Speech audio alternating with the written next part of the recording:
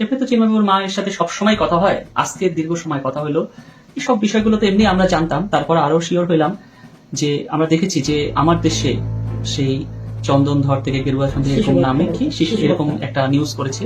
তা আমি সব বিষয়গুলো যেহেতু আমরা আগে থেকে জানতাম সবই মিথ্যা তথ্যগুলো। আবার আমি ওখানে শুধু চিন্ময়বাবুর ভাইয়ের নাম, মায়ের নাম, বাবার নাম ছাড়া, তার নাম ছাড়া সবই মিথ্যা। তা আজকে তার মায়ের সাথে কথা বলে বুঝলাম যে এগুলো সবই ডাহা মিথ্যা। যে কিভাবে নির্জলা, মানে ভাবা যায় না যে কতটা নির্মম, এরা নিষ্ঠুর, এদের মধ্যে মানবতা বোধ নাই যে এইভাবে মানে মানুষের নামে মিথ্যা তথ্য সন্ত্রাস তারা ছড়ায়। চিন্ময়বাবু সে নাকি রাজনীতি করতো, সে রাজনীতি করার সময় কোথায় পাইলো? 7 বছর বয়স থেকে না শিশু বক্তা হিসাবে সে নেমে গেছে। সে রাজনীতিটা কবে করলো? সে নাকি রাজনীতি করতো।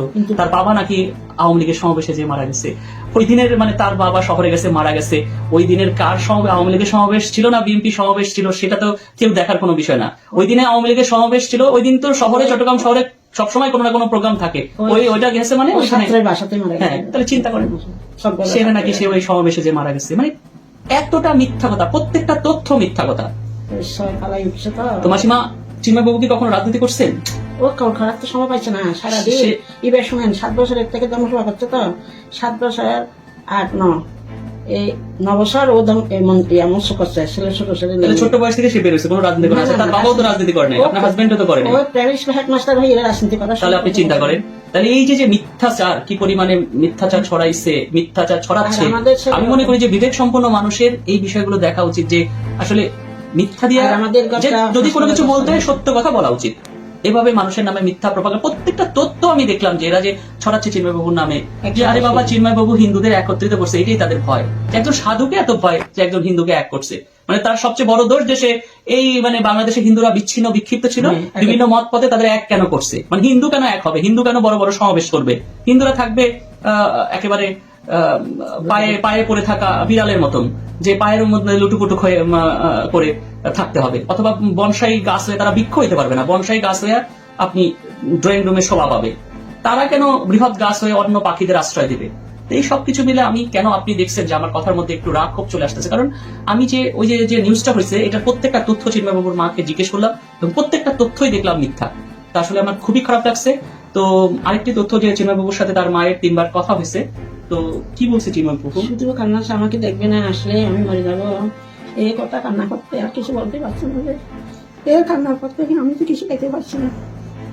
আর আমি ওর বাবাকে তো চোখে দেখে না, আমি তো নিজে কোলে নিয়ে অফিসে আদালতে সব জায়গায় গেছি, কোলে নিয়ে বড় করছি, কোনোদিন কান্না করতে দিই না।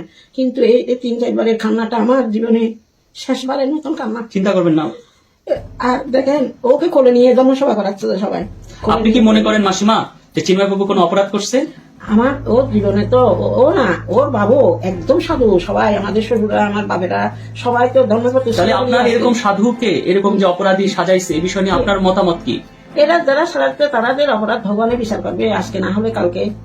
এখন এক সময় হয়ে যাবে, এরা কষ্ট আর কি ভগবানের উপর। আমি তো সব পুজো অর্পণ করে দিয়েছি কৃষ্ণের মতন।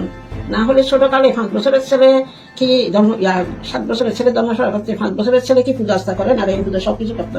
ব্রাহ্মণেরা বলতো যে আর আপনাদের পূজা আমি করবো না, আপনার ছেলে দিয়ে করো।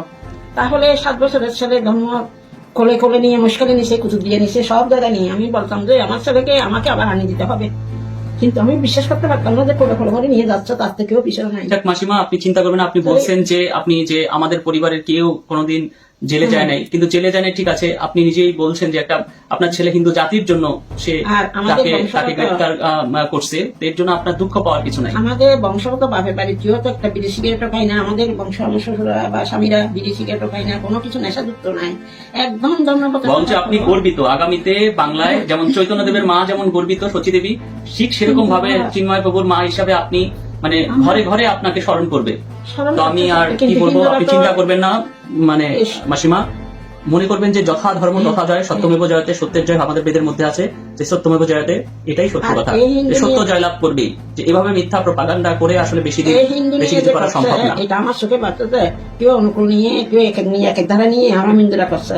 এই কারণে সবাইকে একজুটা করিয়ে এক পথে কৃষ্ণের পথে আনিয়ে যখন মুক্তির পথে যাওয়ার জন্য করছে আর কি। এটা তবু সবাই বলছে রে।